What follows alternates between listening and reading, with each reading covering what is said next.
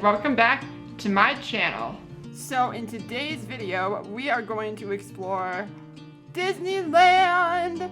Yes, Disneyland. I love Disneyland. I've been going to Disney for, well, as long as I can remember. When I was a kid, I went to Disney World a few times with my family, and I just love the fact that so many of the rides are accessible, and there are so many attractions that you can do if you are in a wheelchair or have a disability and go to Disney. Well, really any of the Disney theme parks.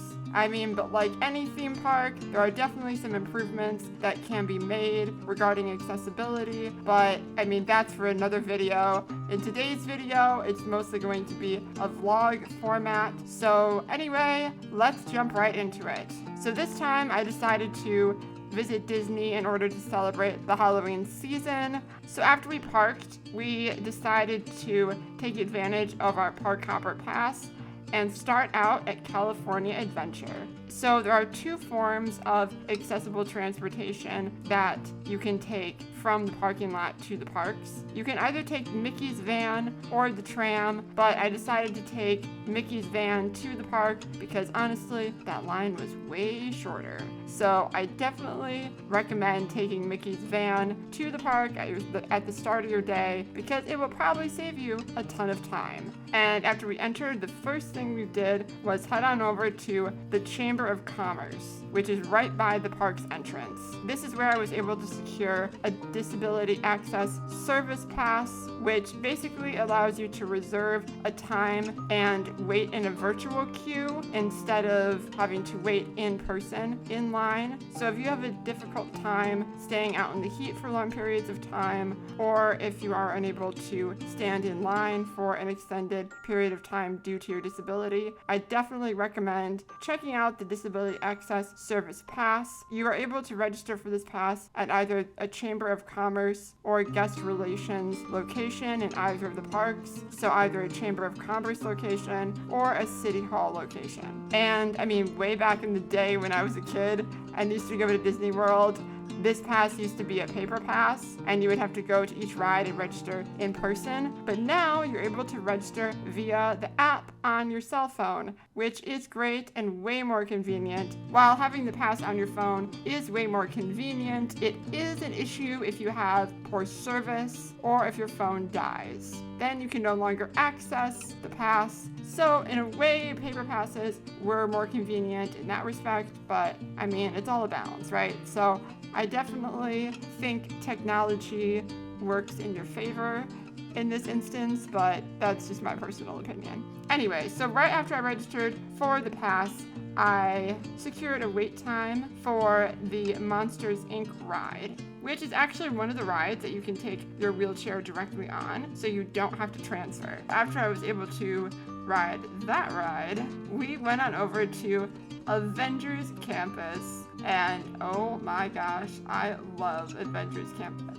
I am definitely a big Marvel fan, so right away I secured a spot in the virtual line for Guardians of the Galaxy's Mission Breakout, which used to be the park's Tower of Terror ride. And while we were waiting, we were able to meet some characters and eat some lunch, which gave me a great opportunity to cool off. So anyway, Mission Breakout is probably one of my favorite rides at the park, and you're probably going to hear me say that multiple times during this video, but honestly, Guardians of the Galaxy's Mission Breakout is probably one of my favorite rides, at least when it comes to thrill rides. Due to my disability, I'm not really able to ride a lot of roller coasters because they kind of throw you around and jostle you a lot, and that's not really good for me. So it was really nice to be able to actually ride a thrill ride that didn't throw you in a million directions.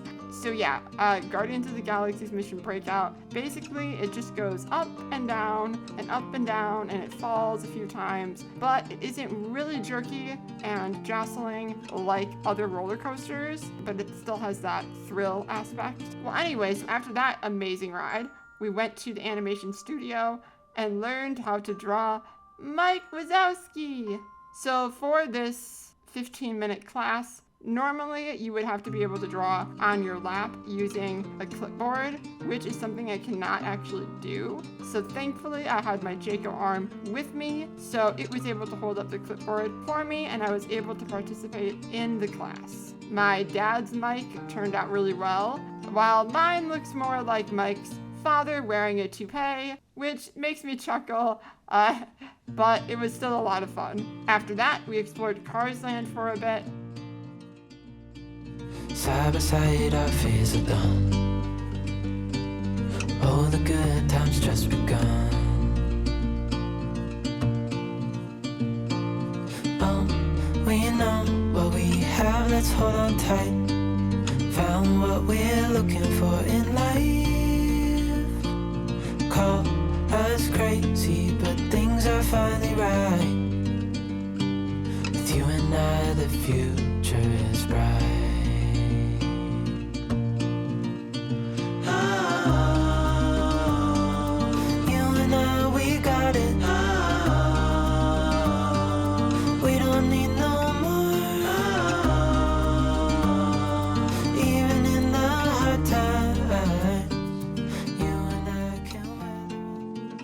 More rides, and then went to Pixar Pier and rode the Ferris wheel, which is actually another ride that you're able to go directly on in your wheelchair.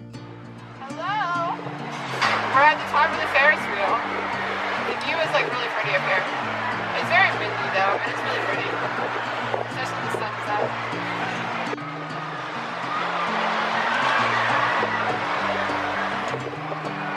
And the best part is they have swinging and non-swinging cabins. So if you don't want to swing around, you don't have to. But you can get on in your wheelchair. So that's awesome.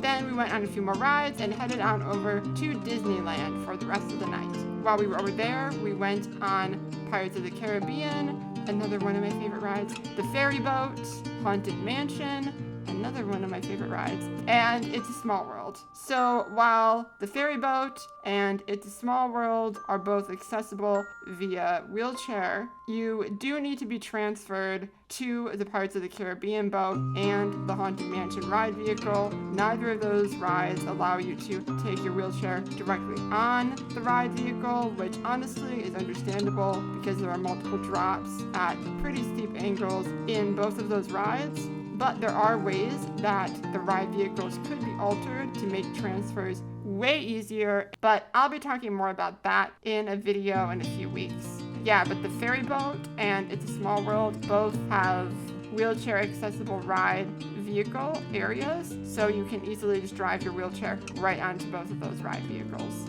So after we went on those rides, we went to dinner at the Blue Bayou, and then we decided to conclude the trip by riding the Jungle Cruise, which is another one of my favorite rides at Disneyland, just because of the ride's history and the hilarious skippers that captain each boat. So yeah, after that, we just took some photos around the park and then hopped on the tram and took it back to the parking lot, where we realized we were basically the last car to leave the park. Alright, well, that's it for today's video. If you've enjoyed today's content, don't forget to like, subscribe, and click that little bell button down below to receive a notification the next time I upload a video. I hope you have a phenomenal day, and I will see you next time. Bye, guys. Way down there is our lonely van. Way down there. Poor little van. Son was abandoned. Oh my gosh, there it is. We're going home. And